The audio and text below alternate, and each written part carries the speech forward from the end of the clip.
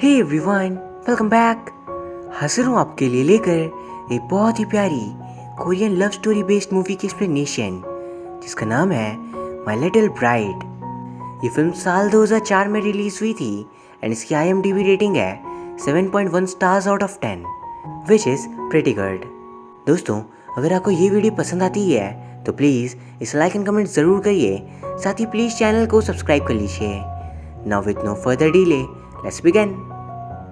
Film की शुरुआत में हम जेनी नाम की लड़की को देख पाते हैं जो 16 साल की थी। वो एक नॉर्मल हाई स्कूल स्टूडेंट थी जो हर वक्त मार्क्स के लिए फिक्र करती थी और उसे एक जंग नाम के लड़के पे क्रश था। दूसरी तरफ हमें जैक को दिखाया जाता है जो फॉरेन से स्टडीज़ कंप्लीट कर वापस कोरिया आ जाता है। वहाँ एयरपोर्ट पे उसे पिक करने जेनी आती है।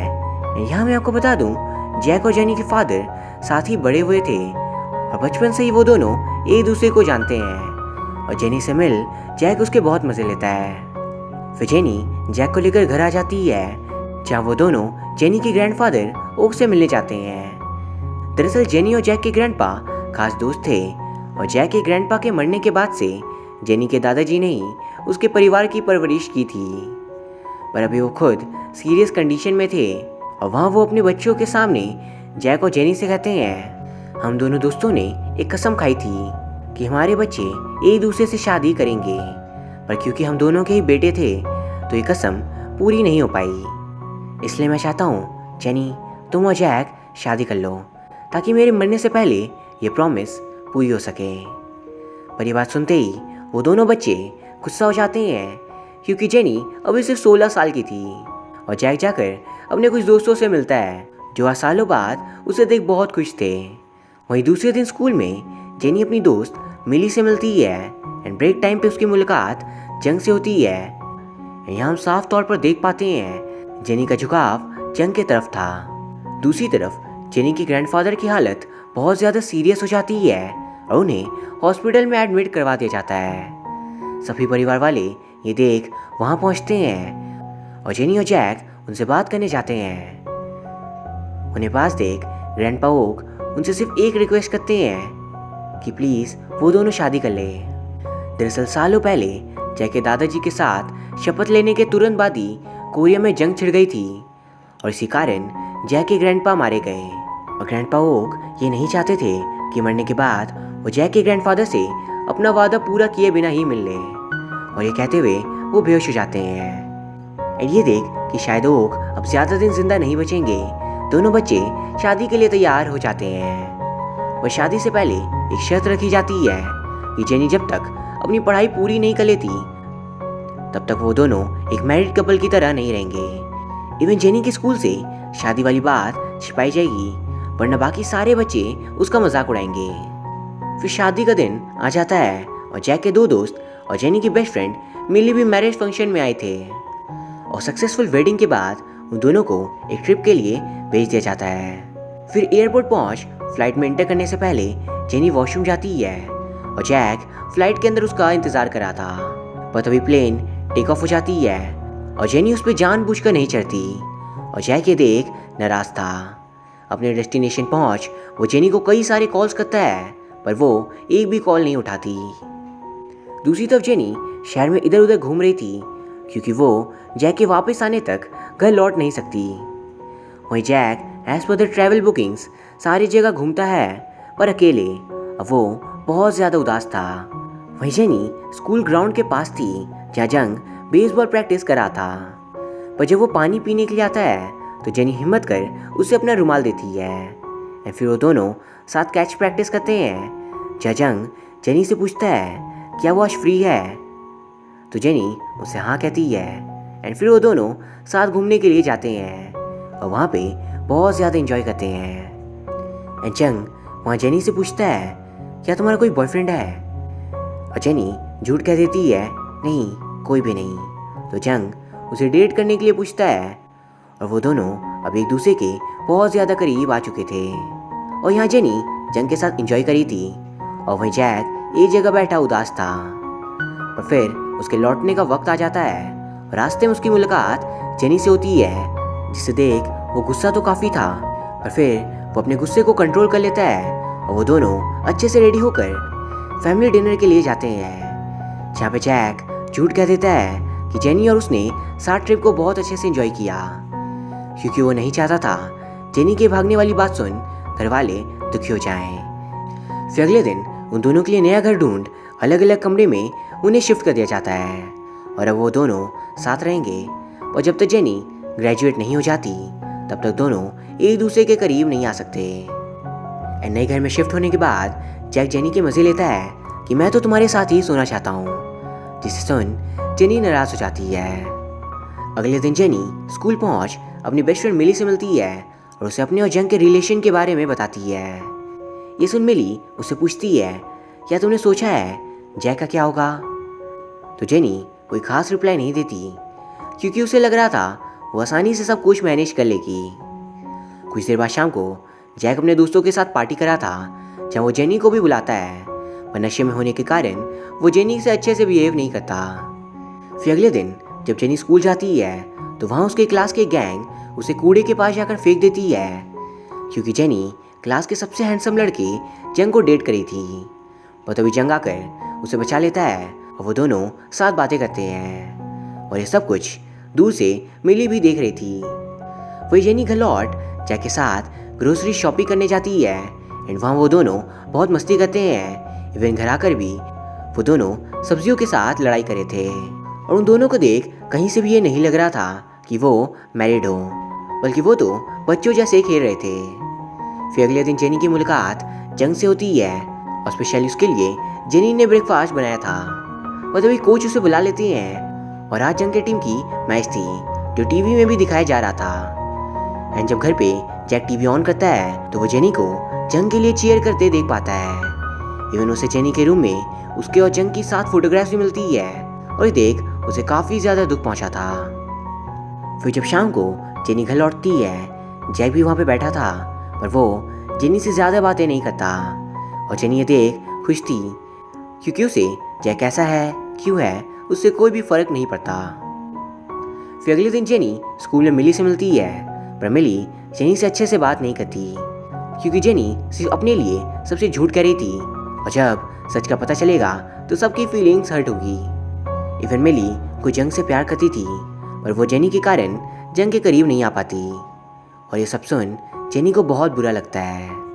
वहीं जैक स्कूल में एज ए इंटर्न ज्वाइन कर लेता है, और उसे जेनी वाली क्लास ही मिली थी।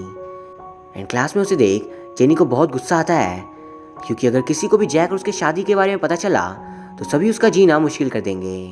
पर फिर क्लास खत्म होने के बाद स्कूल के एक टीचर जिनका नाम था मिस किम, वो जैक के पीछे पड़ जाती है और वह उसके करीब आने की हर मुमकिन कोशिश करती है, और जैक उनसे किसी तरह बचकर घर वापस आ जाता है। जेनी उस पर नाराज़ होती है सेम स्कूल ज्वाइन करने के लिए, और जैक कहता है मैं सब कुछ संभाल लूँगा।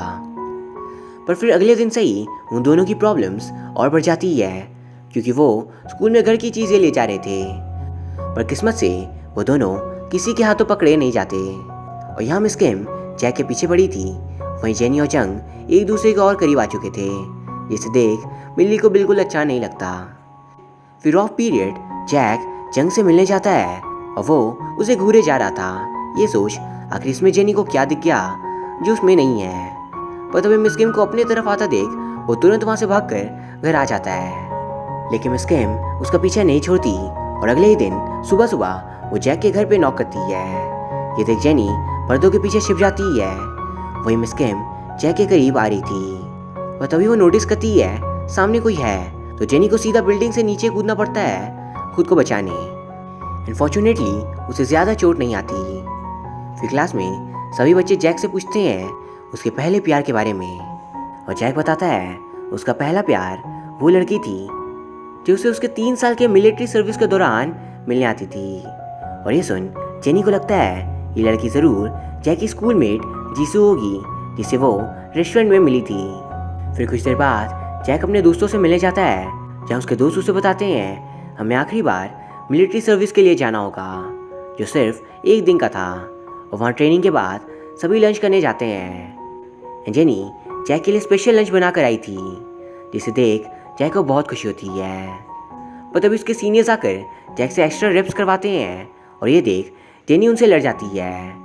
इवन जब वो लोग घर लौट रहे थे तो दो गुंडे आकर जैक को बहुत मारते हैं, पर जेनी उन्हें एक डंडे से मार जैक को बचा लेती है। और यहाँ हम साफ तौर पर देख पा रहे थे जेनी भी जैक से प्यार करने लगी थी और उससे अपने प्यार का एहसास मिस किम और जैक को साथ देख हुआ था। एंड दोस्तों, स्कूल में जो जैक ने कहा था कि उसके मिलिट्री सर्विस के दौरान एक लड़की उससे मिलने आई थी, वो और कोई नहीं बल्कि जेनी ही थी। और जैक उसी के बारे में बात कर रहा था कि वो उससे सालों से प्यार करता था, पर फिर गुंडों को बुरी तरह मारने के लिए पुलिस उन्हें पकड़ लेती है। एंड क्योंकि एक 25 साल का बंदा एक 16 साल की लड़की के साथ था तो स्कूल प्रिंसिपल और क्लास टीचर मिस किम को बुलाया जाता है। लेकिन प्रिंसिपल ग्रैंडपा के स्टूडेंट रह चुके थे तो उन दोनों को बचा लेते हैं। और वहीं मिस किम जेनी और जैक को साथ देख बहुत नाराज थी क्योंकि वो खुद जैक से प्यार करती थी। फिर अगले दिन स्कूल में एनुअल कॉन्सर्ट के लिए सभी बच्चों को कुछ ना कुछ काम दिया जाता है। एंड मिस किम जेनी से अपना बदला लेने उसे सबसे मुश्किल काम सौंपती है, जो कि था एक बड़े से वॉल को पेंट करना, वो भी अकेले। इवन जब जैक मिस किम से माफ़ी मांगता है कि प्लीज़ वो जेनी को इतना कठिन काम न दे, तो भी वो उसकी बात नहीं सुनती।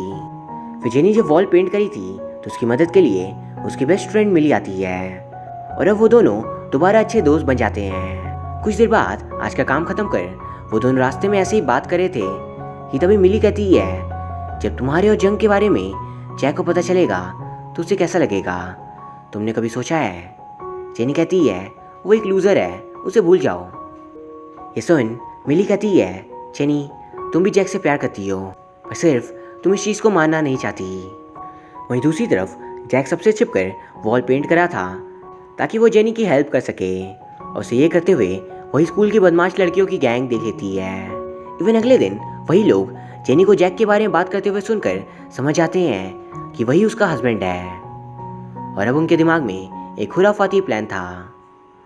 दूसरी तरफ घर आकर जेनी बहुत उदास थी क्योंकि वो वॉल को पूरा पेंट नहीं कर पाई, और कल ही एनुअल डे था।